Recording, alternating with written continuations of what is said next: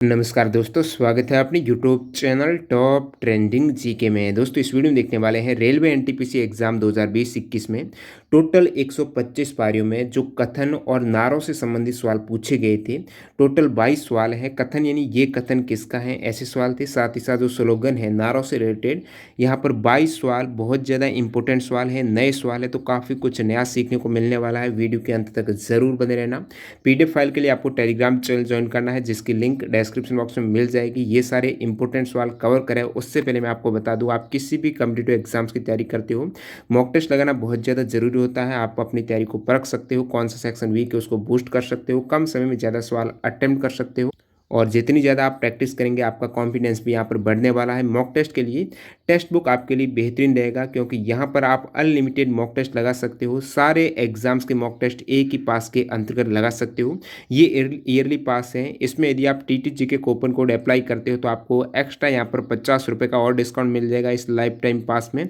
Life time में unlimited mock test यहाँ पर अवेलेबल है। एक ही पास के अंतर्गत सारे एग्जाम्स की टेस्ट सीरीज हैं। सारे एग्जाम्स यानी रेलवे हो गए, आपकी बैंकिंग है, इसके अतिरिक्त जो एसएससी के हो गए, डिफेंस के हो गए, जितने भी स्टेट लेवल गवर्नमेंट एग्जाम्स होते हैं, सेम डैशबोर्ड और इंटरफेस जो एग्जाम में देखने को मिलता है वो यहाँ पर मिलने वाला है। तो इस अपॉर्चुनिटी का लाभ उठाने के लिए लिंक डिस्क्रिप्शन बॉक्स में है, क्लिक करके टेस्ट सीरीज ज्वाइन कर सकते हो।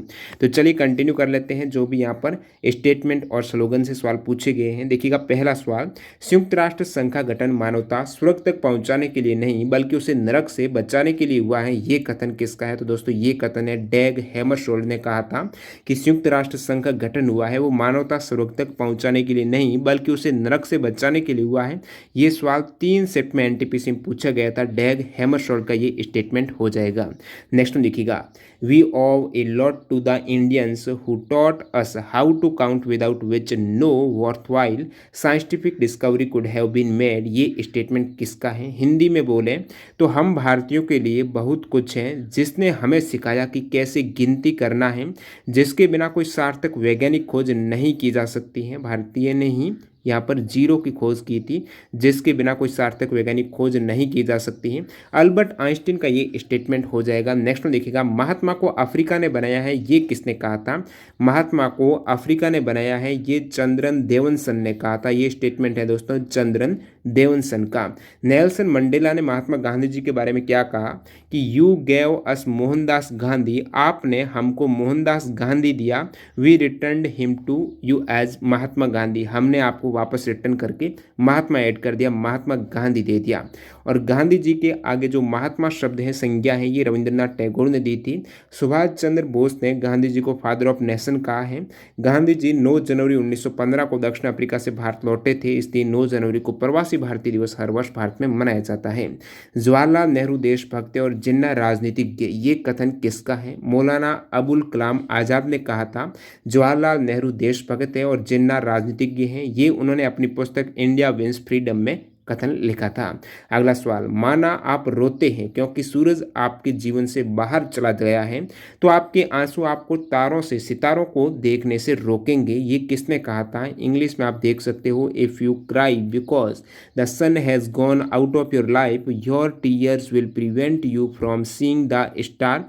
ये कहा था रविंद्रनाथ टैगोर का कथन हो जाएगा। कोई भी समाज जिसके सदस्यों का सबसे बड़ा हिस्सा गरीब और दयनीय है, वो निश्चित रूप से समृद्ध और खुशहाल नहीं हो सकता। ये किसने कहा था? ये स्टेटमेंट किसका है? ये स्टेटमेंट हो जाएगा एडम स्मिथ ने उनकी पुस्तक वेल्थ ऑफ नेशन में कहा था कि कोई भी समाज जिसके सदस्यों का सबसे बड़ा हिस्सा गरीब और दयनीय है, वो निश्चित रूप से समृद्ध और खुशहाल नहीं हो सकता है। एडम स्मिथ का ये कथन हो जाएगा। 1857 का विद्रोह न तो प्रथम था, न ही राष्ट्रीय था और न ही स्वतंत्रता संग्राम था। ये कथन किसका है?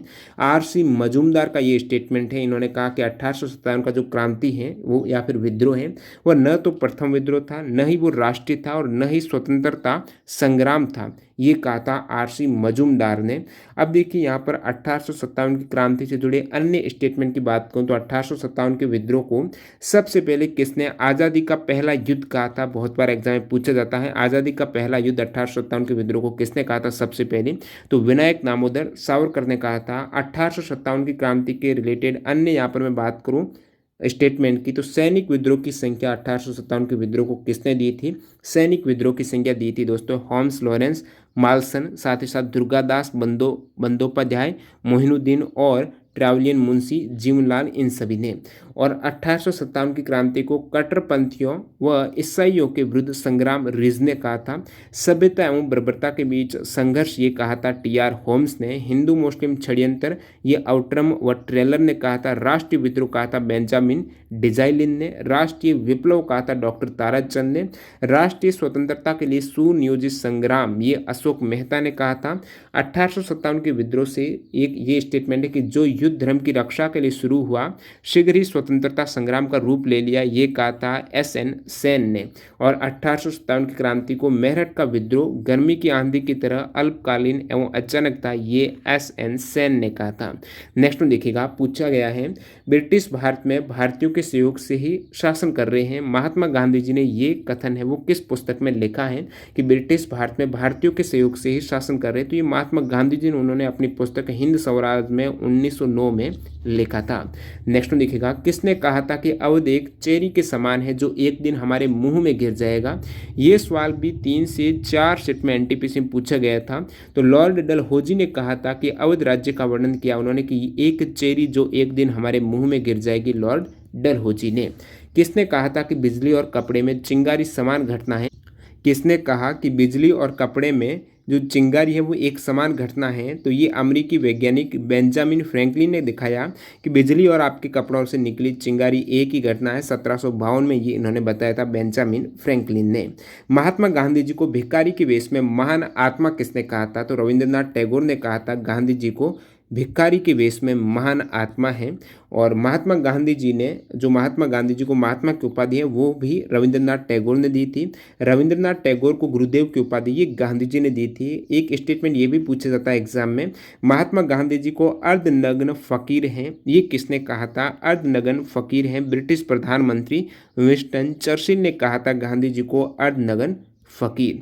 अगला सवाल देखिएगा, अनुच्छेद 32 जो संवैधानिक उपचार हैं उनको संविधान का हृदय और आत्मा किसने कहा? डॉक्टर भीमराव अंबेडकर ने आर्टिकल 32 संवैधानिक उपचारों के अधिकार को संविधान का हृदय और आत्मा कहा था। और ठाकुरदास भार्गव ने जो प्रस्तावना है उसको संविधान की आत्मा कहा था।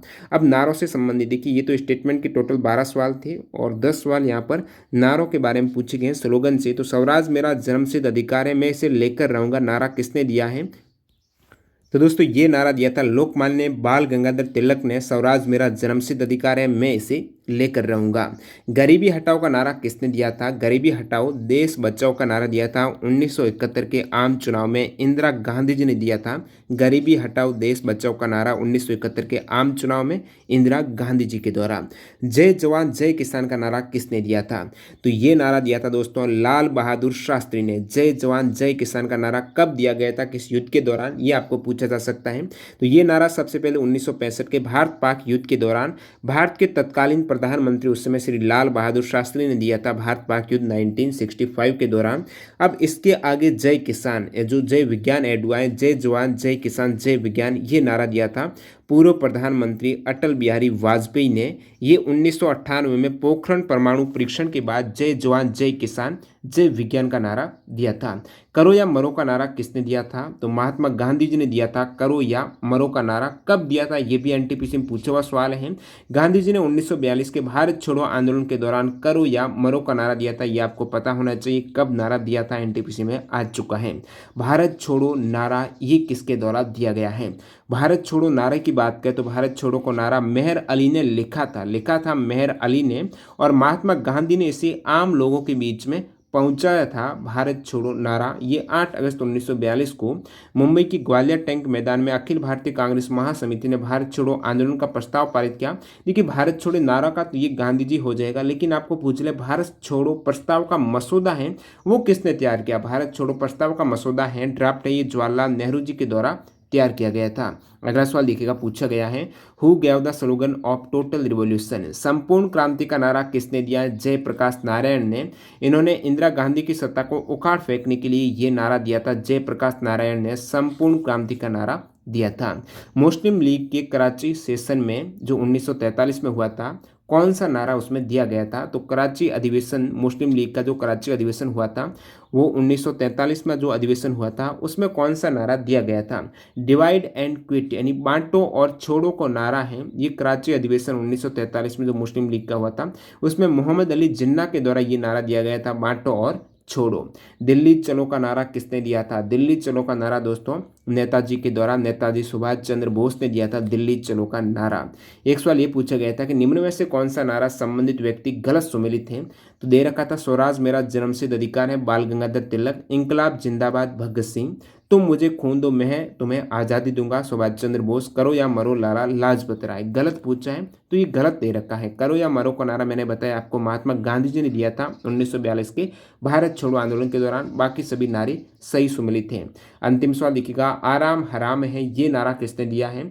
तो जवाहरलाल नेहरू जी ने आराम हराम है ये नारा दिया था। अन्य इंपोर्टेंट नारा में एक इंकलाब जिंदाबाद भगत सिंह ने दिया था, करो या मरा महात्मा गांधी ने, जय जवान जय किसान लाल बहादुर शास्त्री ने, जय हिंद का नारा ये नेताजी सुभाष चंद्र बोस ने दिया था, तुम मुझे खून दो मैं तुम्हें आज़ादी दूंगा ये भी नेताजी ने दिया था, दिल्ली चलो नेताजी ने, वेदों की ओर लौटो नारा दिया था दयानंद सरस्वती ने, वेदों की ओर लौटो ये दयानंद सरस्वती ने, बहुत बार एग्जाम पूछा जाता है।